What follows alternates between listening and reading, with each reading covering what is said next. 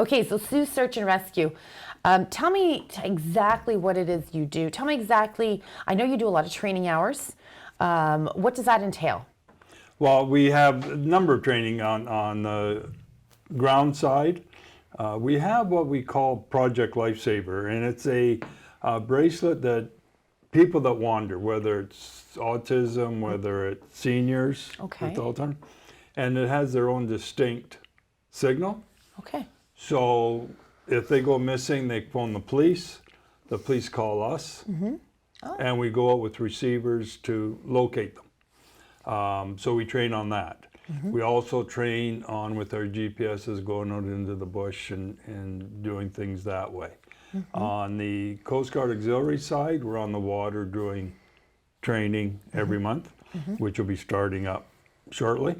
On the Civil Air Search and Rescue, or CASERA side, we'll do spotter training up when we have one plane. Well, we don't have it, but it's owned once it's through its annual. Okay. Go up for spotter training. If the hurt comes up, then military, we become military spotters. Oh, okay. So we're used on any military plane. So we every one of our disciplines we practice or train every month. That's very interesting to me, Wayne. Like, what type? The first question that's popping into my head is, what type of background training do you come from? Or do you have ex-police officers, perhaps, or military? I mean, what's your background? How do you become involved in this? To have the knowledge, to gain the knowledge that you need, number or one, do you you come need with the no knowledge? knowledge. You need no knowledge. Okay, well then there you and go. anybody can join. I mean, when I joined, I didn't know about a compass. We do all our in-house training. Okay. So that we're able to function in the field. So as far as our memberships, we got, yes, retired policemen, retired teachers, active electricians, you name it, and we probably Okay. have it. So most recently, as you know, there was that plane crash. We did discuss that off camera. You were involved with that. Tell me a little bit what you can tell me about that, just so we get an idea of exactly what Sault Search and Rescue do. Well, we were spotters on the Coast Guard plane and on the military plane. So we're up there spotting with the regular, and you rotate so that you're not, if you're spotting constantly, so you're going to get tired and you're going to want, so you change every 20 minutes. Okay. So yeah, there was 4 of us. Then we had 2 people just there coordinating with the military, the Air Force, on who, and then if they need somebody, you'll say, well, here, I've got this person to go. Okay. So that's basically, we go under, no matter where we are, the authorities in charge. Okay. Okay, whether it's that. OPP, city police, ambulance. We do a lot of ambulance calls where they can't get in.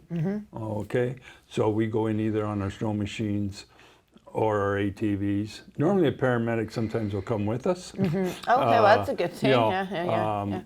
And we get a lot of help from the public, especially in the snow machines. We had one where it was suspected heart problems, and it was, I think, 60 kilometers in. But locals took us there. Oh, okay. You know, so, and then in this case, our equipment is quite old. Yeah. We had one of our snow machines break down. Oh, okay. Public was there. Matter of fact, I stayed with the broken machine. I went, you know, took me up to his cabin, had coffee, waited. I was just going to say, hey, that's not bad. You get a coffee out of the chair. Yeah, and then another person towed us back. I mean, the public out there is great to us. That's awesome. That's and fantastic. And so. And obviously, Sault Search and Rescue has been part of our community for several years. How long have you been part of it? I've been part of it for about 20 years. 20 years. Yeah. So. Okay. Well, I really want to thank you for taking the time to be in studio with us today and discuss what Sault Search and Rescue does. Very pivotal to our community. Is there anything else you'd like to say before we have to end our time together here today, Wayne? You search master, you. Yeah. One of the things is, as I mentioned in a previous interview, that we are all volunteers. Yes. We have no paid staff. We have no steady income from province or, again, we used to be United Way, we're not anymore under their new mandate. So Okay. just to get operating, but we do have a GoFundMe page for equipment. All right. And and how can people look you up on GoFundMe? Well, our website and our Facebook page. Okay. And then the GoFundMe's there. Okay.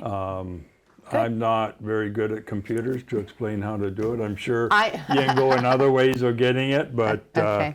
yeah, and that's strictly for equipment. Okay, great. Okay, so Wayne, I feel like if you guys want to get in touch with Sault Search and Rescue, which you should, perhaps make a donation as well to keep this pivotal community group going and helping out other authorities when we need them most.